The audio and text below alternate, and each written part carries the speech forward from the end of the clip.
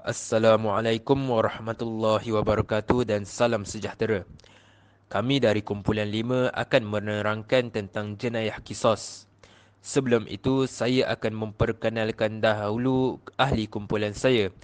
Yang pertama, Mariatul Kiptiyah binti Osman. Yang kedua, saya sendiri, Muhammad Nur Hazim bin Muhammad Razali. Yang ketiga, Suhaimi bin Ismail. Yang keempat, Siti Aisyah Amalin binti Rozali. Sebelum kita pergi dengan lebih mendalam, marilah kita mengenali dulu apa itu kisos. Islam berperanan untuk menjaga kemaslahatan manusia di dunia dan di akhirat. Oleh hal yang demikian, terdapat pelbagai undang-undang dan had-had yang telah ditentukan oleh Allah Subhanahu Wa Taala di dalam Al-Quran dan Al-Hadis. Dan kisos adalah salah satu undang-undang yang telah ditetapkan oleh Allah Subhanahu Wa Taala. Kisos dari segi bahasa bermaksud memotong, manakala dari segi istilah pula membawa maksud mengenakan hukuman yang sama dengan jenayah yang dilakukan terhadap orang lain yang melibatkan fizikal.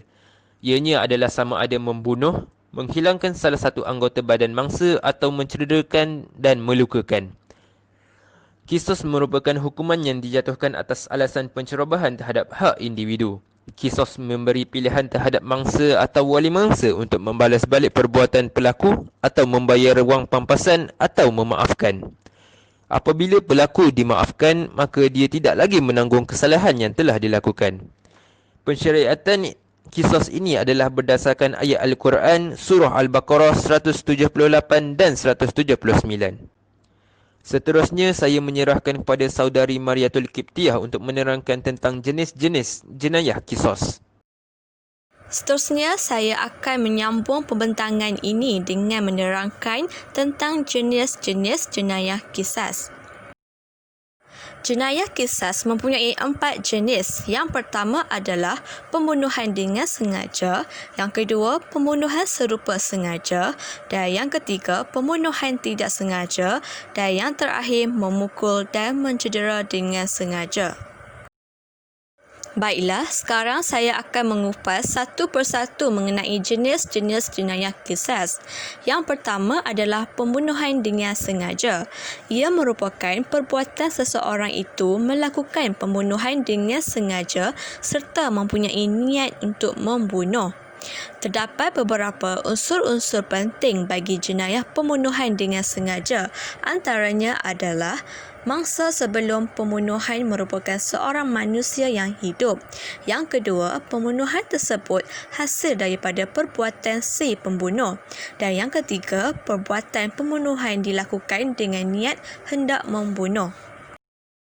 Kemudian syarat-syarat bagi pembunuhan dengan sengaja pula adalah yang pertama, pembunuh seorang dewasa dan siuman.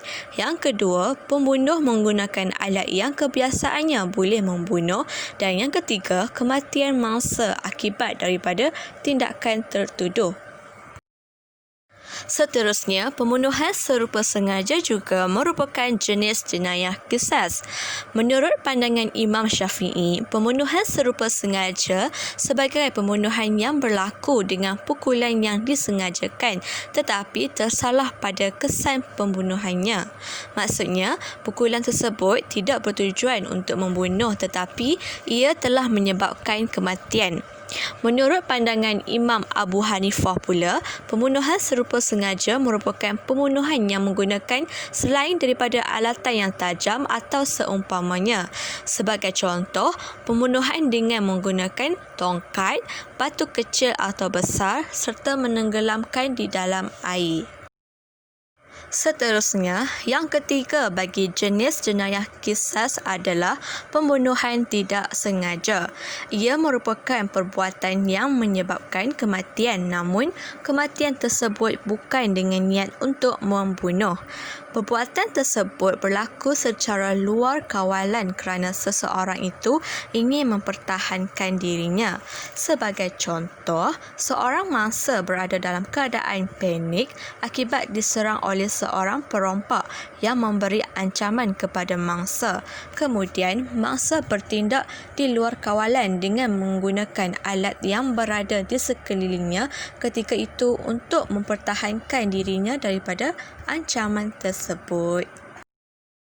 Seterusnya, jenis jenayah qisas yang terakhir adalah memukul dan mencedera dengan sengaja.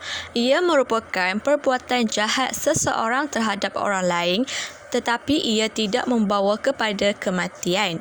Hal ini kerana mangsa tersebut hanya luka atau berlaku kecederaan di anggota badannya. Terdapat unsur penting bagi jenayah memukul dan mencedera dengan sengaja, iaitu menjejaskan keselamatan tubuh badan dan perbuatan tersebut dilakukan dengan sengaja. Sebagai contoh perbuatan tersebut adalah memukul, mencekik, menarik, menolak dan menekan menggunakan tangan, kaki, gigi, alatan tajam dan seumpamanya. Okey, baiklah. Setakat ini sahaja daripada saya. Seterusnya saya serahkan pembentangan ini kepada saudara Suhaimi. Saya, Suhaimi bin Ismail, akan menerangkan kaedah pembuktian terhadap jenayah qisas. Yang pertama, keterangan saksi atau al-syahadah. Dalam Al-Quran, Allah berfirman, "Maka kamu hendaklah bersaksikan dua saksi, lelaki dari kalangan kamu." Surah Al-Baqarah ayat 2, muka surat 282. Dan Allah berfirman lagi, "Maka hendaklah kamu melantik saksi dari kalangan yang adil di antara kamu." Bagaimanapun, terdapat syarat-syarat tertentu yang perlu dipenuhi sebelum seseorang layak menjadi saksi dan syarat ini terbahagi kepada dua bahagian, iaitu kelayakan mempunyai maklumat dan kelayakan memberikan keterangan tentang maklumat yang berkenaan. Bagi syarat kelayakan mempunyai maklumat, seseorang saksi itu mestilah waras, iaitu seorang yang dewasa dan tidak gila. Dengan erti kata lain, orang gila dan kanak-kanak tidak layak menjadi saksi. Bagi kelayakan memberi keterangan tentang maklumat yang berkenaan pula, seseorang itu mestilah waras, baligh dan adil, di mana seseorang itu mestilah seorang yang tidak terkenal dengan perbuatan jahat, beragama dan bermaruah. Yang kedua, pengakuan atau al-iqrar. Dalam Al-Quran, Allah berfirman, "Jadilah kamu orang yang benar-benar penegak keadilan, menjadi saksi kerana Allah biarpun terhadap dirimu sendiri." Surah An-Nisa ayat 4, muka surat 135. Berdasarkan firman Allah tersebut, pengakuan atau al-iqrar diterima sebagai asas bagi sabitan jenayah qisas. Walau bagaimanapun, terdapat syarat bagi mensabitkan seorang itu terhadap jenayah yang diakuinya. Antara syarat termasuklah waras dan cukup umur. Oleh itu, pengakuan kanak-kanak bawah umur, orang gila atau orang bodoh adalah tidak sah. Selain itu, pengakuan juga mestilah dibuat secara lisan, menggunakan kata-kata dan bukannya dengan isyarat. Seterusnya, pengakuan yang dibuat mestilah munasabah, iaitu selaras dengan kebiasaan hidup sedia ada. Misalnya, pengakuan orang yang kudung kedua-dua belah tangan yang mengaku membunuh menggunakan pisau. Oleh itu, pengakuannya adalah tidak mudasabah. Yang ketiga, bukti keadaan atau al-qarinah. Kedudukan bukti keadaan sebagai bukti terhadap sesuatu jenayah adalah tidak tetap, iaitu tidak sama dan sentiasa berubah mengikut keadaan. Hal ini kerana bukti keadaan berkait rapat dengan jenayah itu sendiri.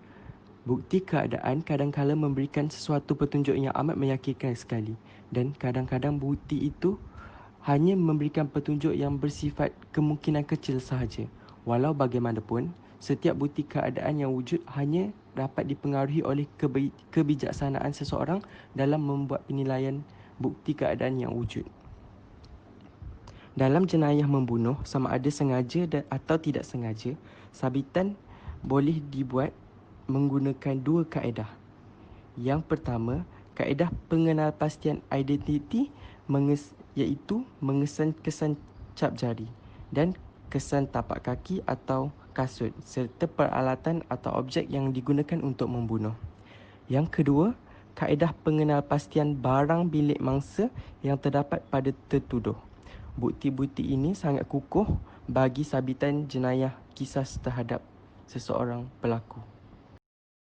Yang keempat, kenyataan pakar atau al-khibrah. Dalam Al-Quran, Allah berfirman, "Maka bertanyalah kepada orang yang mempunyai pengetahuan jika kamu tidak mengetahuinya." Surah An-Nahl ayat 16 muka surat 3. Berdasarkan firman Allah dalam surah tersebut, dapat disimpulkan bahawa dalam beberapa keadaan, hakim perlu mendapatkan pandangan pakar dalam hal-hal tertentu untuk menghilangkan keraguan. Kebenaran untuk mendengar nasihat pakar ini terkandung dalam kata Ibnu Qudamah. Apabila terdapat perbezaan pendapat, sama ada parah atau tidak, atau ada perbezaan pendapat tentang penyakit yang dialami seseorang, sekurang-kurangnya dua orang doktor memberi pandangan masing-masing. Bagaimanapun, jika terdapat seorang doktor sahaja, seorang doktor pun mencukupi. Berdasarkan firman Allah dan kata Ibnu Qudamah tersebut, menunjukkan bahawa pendapat pakar boleh diterima sebagai keterangan yang boleh menjadi asas kepada keputusan untuk menjatuhkan hukuman kepada pesalah. Yang kelima, pengetahuan hakim atau maklumat al-qadi. Pengetahuan hakim yang dimaksudkan adalah maklumat yang diperoleh hakim berkenaan di luar mahkamah sebagai orang biasa. Misalnya, hakim tersebut telah mendengarnya melalui orang ramai atau melihat sendiri kejadian itu. Menurut pendapat dalam mazhab Syafi'i, apa sahaja yang diperoleh oleh hakim berkenaan tidak boleh dikenakan sebagai asas penentuan hukuman. Namun, sekiranya maklumat itu diperoleh melalui dua orang saksi yang dikenalinya sebagai bersifat adil, dia boleh menggunakan maklumat yang diperolehi daripada luar mahkamah itu sebagai asas kepada penentuan hukuman. Yang keenam, dokumen atau al-kitabah. Dokumen yang dimaksudkan mestilah boleh menjadi dalil kepada berlakunya jenayah berkenaan. Misalnya, terdapat pernyataan yang mengandungi pengakuan tertuduh melakukan jenayah berkenaan. Namun begitu, hanya pernyataan yang menulis menyatakan dia mengaku melakukan jenayah dengan ikrar sahaja boleh diterima. Sekiranya tulisan itu menyatakan dia mengaku melakukan jenayah berkenaan dan dia mengaku yang itu adalah tulisannya, maka dia telah dianggap membuat dua pengakuan. Sebaliknya, jika tertuduh tidak mengakui bahawa itu adalah pengakuannya, maka dia telah dianggap menafikan atau menarik balik pengakuan yang terdahulu. Yang ketujuh dan yang terakhirnya, sumpah atau al-yamin. Menurut para fuqaha, terdapat 3 jenis sumpah yang akan berlaku di mahkamah, iaitu sumpah pendakwa, sumpah yang terdakwa dan sumpah saksi. Secara khususnya, sumpah pendakwa berlaku dalam 2 bentuk, iaitu bentuk qasamah dan sumpah yang ditolak, al-yamin al-mardudah. Sumpah yang ditolak boleh berlaku dalam kes mencuri dan dalam kes qazaf. Sumpah qasamah bermaksud sumpah bagi tujuan mensabitkan kesalahan terhadap orang yang didakwa berasaskan bukti awal yang ada. Secara khususnya, sumpah qasamah ini berlaku dalam kes pembunuhan dengan tujuan mensabitkan atau menolak sabitan kes. Saya, Siti Aisyah Amalin binti Rozali, akan menerangkan berkenaan dengan hukuman bagi setiap jenis kisos. Yang pertama, hukuman terhadap pembunuhan dengan sengaja. Insan yang telah melakukan pembunuhan hendaklah dijatuhkan hukuman yang setimpal dengan perbuatan. Setelah memenuhi syarat pembunuhan secara sengaja, seseorang itu boleh didakwa dan jika dia didapati bersalah, maka hukuman kisos hendaklah dijatuhkan ke atasnya. Hakim akan menyerahkan hak kisos kepada wali atau waris si mati. Oleh yang demikian, wali si mati mempunyai hak untuk memutuskan hukuman yang bakal ditanggung oleh penjenayah.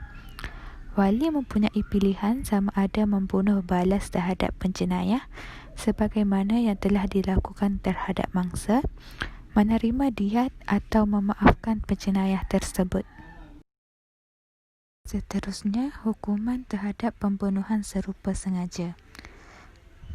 Hukuman terhadap penjenayah yang melakukan pembunuhan serupa sengaja hendaklah membayar diat. Diat yang dikenakan ialah diat mughallazah, iaitu suatu ganti rugi yang berat dan hendak dibayar secara tunai tanpa bertangguh. Sebagai contoh, 100 ekor unta dibayar terus tanpa penangguhan, iaitu 30 ekor unta berumur 4 tahun, 30 ekor unta berumur 3 tahun dan 40 ekor unta yang sedang bunting. 100 ekor unta ini hendaklah dibayar kepada waris si mati. Jenayah yang melakukan pembunuhan secara tidak sengaja juga turut akan dikenakan hukuman qisas. Hukuman yang dikenakan terhadap penjenayah ini ialah hukuman diyat mukhaffafah, iaitu ganti rugi yang ringan. Penjenayah dikenakan hukuman iaitu sebanyak 100 ekor unta. Boleh dibayar secara ansuran selama 3 tahun dan setiap tempoh masa 1 tahun dibayar 1/3 diyat. 100 ekor unta ini terdiri daripada 20 ekor unta berumur 4 tahun, 20 ekor unta berumur 3 tahun, 20 ekor unta betina berumur 2 tahun, 20 ekor unta jantan berumur 2 tahun dan 20 ekor unta betina berumur 1 tahun. Namun begitu, kadar diyat adalah dikira mengikut bilangan unta dengan harga semasa, iaitu harta yang paling bernilai ketika itu, seperti dinar, emas, perak dan lembu. Terakhir sekali ialah hukuman bagi penjenayah yang memukul dan mencedera dengan sengaja. Menurut fuqaha Islam, hukuman bagi penjenayah yang memukul dan mencedera dengan sengaja ialah mencederakan penjenayah sebagaimana dia mencederakan mangsanya. Hukuman ini dikenakan ke atas anggota yang mempunyai sendi-sendi dan dapat dipastikan persamaannya. Contohnya, jari jemari, mata, telinga, hidung, tangan, kaki dan gigi, sebagaimana kehilangan dan kadar kecederaan anggota. Namun begitu, sekiranya mangsa memaafkan penjenayah tersebut dan memerintahkan penjenayah untuk membayar diyat, maka penjenayah tersebut haruslah membayar diyat. Kesimpulannya, perbuatan membunuh jiwa insan oleh pihak yang tidak berhati perut adalah perbuatan yang diharamkan dalam Islam. Islam sangat mementingkan aspek penjagaan nyawa sebelum berlakunya kebinasaan. Perlindungan terhadap nyawa manusia dibuktikan dengan adanya larangan dan tegahan oleh Allah untuk berbuat pembunuhan. Oleh kerana mencegah itu lebih baik daripada mengubati, maka Allah telah banyak memberi peringatan tentang penganiayaan ini, berserta akibat dan balasan yang bakal diterima agar manusia sentiasa berjaga-jaga dan mengambil pengajaran. Selain itu, Islam menyeru kita menjaga nyawa dan tidak kira dalam keadaan apa sekalipun. Oleh itu, kita wajib memelihara kesempurnaan dan kepatuhan dari segala bahaya dan ancaman yang cuba merosakkan diri kita daripada kekal sihat dan sempurna agar dapat menunaikan tanggungjawab sebagai hamba kepada Allah. Secara keseluruhannya, masyarakat pada hari ini mestilah berusaha untuk menghayati hukum-hukum Allah dan undang-undang negara supaya wujud kesedaran dalam membendung jenayah pembunuhan daripada terus berlaku tanpa kawalan. Setiap manusia merupakan khalifah yang Allah utuskan untuk mentadbir di bumi. Oleh itu, kita mestilah menghindari segala keburukan dan kemungkaran dalam mencari kemaslahatan untuk mendapat keredaan Allah. Maka sampai sini sahajalah pembentangan daripada kumpulan kami. Kami berharap agar pembentangan kali ini memberi manfaat kepada semua orang. Dan kami juga memohon maaf jika terdapat salah dan silap dalam bertutur kata. Sekian, terima kasih. Wabillahi taufiq wal hidayah. Wassalamualaikum warahmatullahi wabarakatuh.